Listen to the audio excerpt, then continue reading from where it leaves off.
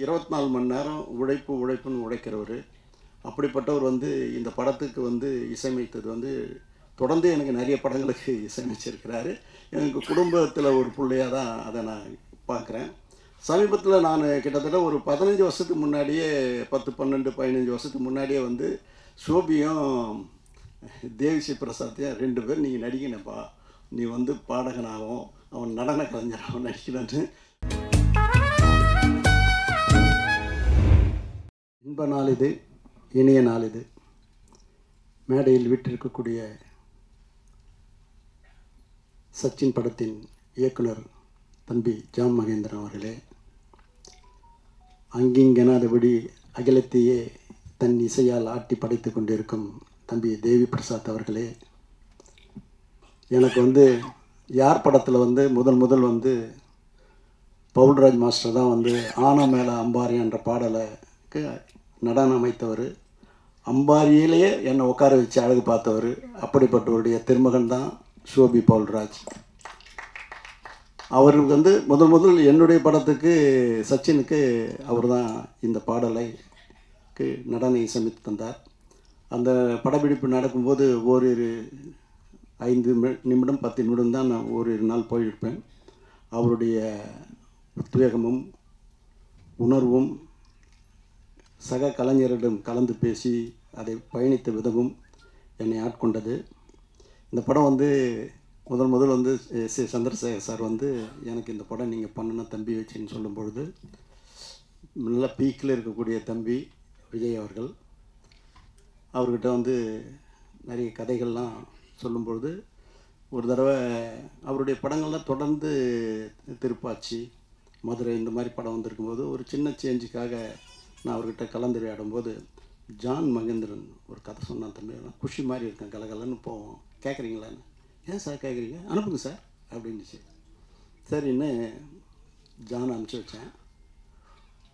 1 ஹவர்லேயே அவர் வந்து அங்கேருந்து எனக்கு ஃபோன் வருது, சார் கலகலன்னு போகுது சார், எதையும் பண்ணலாம் சார் அப்படின்ட்டாரு. இப்படி ஒன்றும் தேவி ஸ்ரீ பிரசாத் பேர் சொன்னதும் தம்பி விஜய் தான், சோபி சொன்னதும் விஜய் தான். இப்படி ஒரு ஆக்கிரமித்த ஒரு படம் அது. இது படம் ரிலீஸ் ஆகும்போது நான் போஸ்ட் ஒட்டும்போதே இது வந்து ஏப்ரல் 14th வெளியிடுன்னே நான் விளம்பரப்படுத்திட்டேன். ஸோ சொல்ல அது கரெக்டாக இருக்கணுன்றதுக்காக தான் நான் வந்து ஏப்ரல் 14 2005 இந்த படத்தை அகிலமெங்கும் திரையிடப்பட்டேன். வாங்கின அத்தனை பேரும் பெரிய லெவலில் சம்பாதிச்சு கிட்டத்தட்ட 200 நாள் கடந்து இந்த படம் வெற்றி அடைஞ்சிது. ஆல்பர்ட் தட் மாரியப்பன் படத்தை நிறுத்தும்போது கூட அன்னை நிறுத்தத்துக்கு மனசு இல்லை, பட் கமிட் பண்ணிட்டேன். படம் 200வது நாள் நிறுத்துகிற பாரம் கூட 1000 ரூபாய் ஷேர்னே அப்படின்னு சொன்னார். இதெல்லாம் வந்து மெட்டி படத்துக்குரிய ஒரு ஒரு ஒரு அடித்தளன்றது தான் இதை நான் சொல்ல முடியும். அப்படி பயணித்த இந்த படம் வந்து ஊட்டியில் தான் நான் நடக்கணும்னு பயணிக்கும்போது ஜீவாம்பா தான் கேமராமேன். அவர் ஜானுக்கு மிகப்பெரிய பலமாக இருந்திருக்கிறாரு. அப்படிப்பட்டவர் வந்து முதல் வந்து ஷூட்டிங் வந்து இந்த ஊட்டியில் தான் நடக்குது. அதுக்கு முந்தின நாள் தான் வந்து சுனாமி வந்து ஒரு பெரிய ஒரு பெரிய சூழ்நிலை சொல்லனா துயரத்தில் தமிழ்நாடே ஆழ்ந்தது. அப்படிப்பட்ட சூழ்நிலை அன்றைக்கி ஒரு நாள் நிறுத்தி மறுநாள் வந்து ஒரு 2 நிமிஷம் மௌன அஞ்சலி தான் இந்த படப்பிடிப்பை ஆரம்பித்து வச்சோம். 4 மணியும் பொழுது வரணும் பிரமாதமாக நடந்தது. இங்கே கம்பகலோவில் செட்டு போட்டு அதோடைய பேட்ச் ஒர்க்லாம் எடுத்தோம். விஜயன் மாஸ்டர் வந்து 2 ஃபைட் அந்த படத்தில் பண்ணியிருப்பார். அந்த 2 ஃபைட்டும் வந்து இதுவரையிலும் அதுவும் ஒரு ஒரு ஒரு உணர்வையும் ஒரு வெறியும் தூண்டாது. ஒரு அழகான ஒரு கவிதையாக தான் அந்த 2 சண்டை காட்சிகளும் இருக்கும். தேவி பற்றி சொல்லணுன்னா 24 மணி நேரம் உழைப்புன்னு உழைக்கிறவர். அப்படிப்பட்டவர் வந்து இந்த படத்துக்கு வந்து இசையமைத்தது வந்து தொடர்ந்து எனக்கு நிறைய படங்களுக்கு இசையமைச்சிருக்கிறாரு. எனக்கு குடும்பத்தில் ஒரு பிள்ளையாக தான் அதை நான் பார்க்குறேன். சமீபத்தில் நான் கிட்டத்தட்ட ஒரு 15 வருஷத்துக்கு முன்னாடியே 10, 12, 15 வருஷத்துக்கு முன்னாடியே வந்து சோபியும் தேவிஸ்ரீ பிரசாத்தையும் 2 பேர் நீங்கள் நடிக்கணுப்பா, நீ வந்து பாடகனாகவும் அவன் நடன கலைஞராகவும் நடிக்கணும்னு ஆர்வமாக தூண்டி விட்டான். ஆனால் இன்னொருவரெலாம் அவங்க 2 பேரும் அதுக்கு வந்து இன்னும் ஒத்துழைப்பு கொடுக்காதே இருக்காங்க. இன்றைக்கி கூட காலையில் பார்க்கும்போது தேவி போய் அச்சு வார்த்தா மாதிரி இப்போ கூட ஆசையாக இருக்குதியா அப்படின்னு ஒன்று வந்து நடிக்க வைக்கணும்னு நான் சொல்லியிருக்கிறேன்.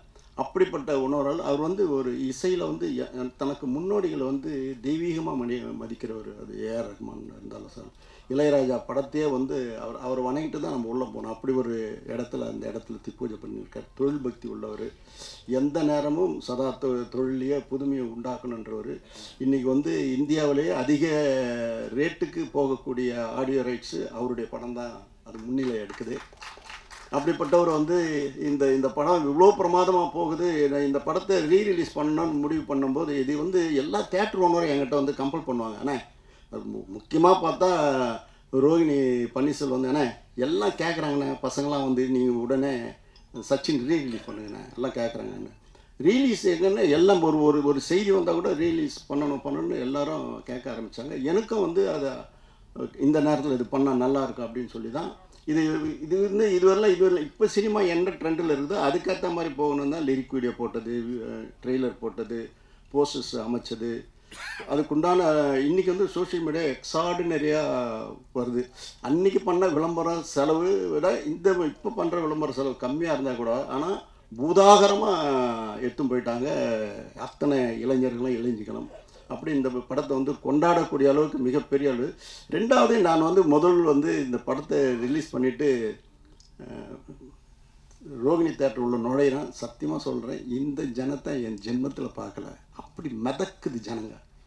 அதை நீந்திக்கின்னு போகிறேன். இந்த பேர பசங்கள்லாம் கூப்பிட்டு போகிறதுக்கு செக்யூரிட்டியை கூப்பிட்டு அவனை கொஞ்சம் முன்னே அனுப்புங்களா அப்படின்னு இழுத்தும் போகிற அளவுக்கு ஜனத்திரள். அங்கே போகும்போது அந்த கையில் அவங்க கட்டி இந்த ரிஸ்ட்டை கட்டி அந்த லைட்டை காமிச்சு அவங்க ஆடுறதும் பாடுறதும் கொண்டாடுறதும், அந்த ஸ்க்ரீனுக்கு முன்னாடி போய் ஆடுறதும், தேவி ஸ்ரீபிரசாத்தையும் தம்பி சோபியாக நினச்சி சந்தோஷப்படுறது இல்லாமல் அதில் வந்து விஜயினுடைய பங்களிப்பு இருக்குது. ஒரு மேனரிஸும் அதை ஃப்ரேம் டு ஃப்ரேம் செதுக்கியிருக்கிறாங்க. சோபியும் சரி விஜய் தம்பியுடைய மேனரிஸம் வந்து எக்ஸ்ட்ராடினரி புது பாணியில் இருக்குது. இன்னைக்கு அதாவது அந்த படத்துக்கு ஒரு பெரிய மைல்ஸ்டோனாக அந்த பாடலும் அமைஞ்சது. அவ்வளோ பிரமாதமாக பண்ணியிருக்காங்க.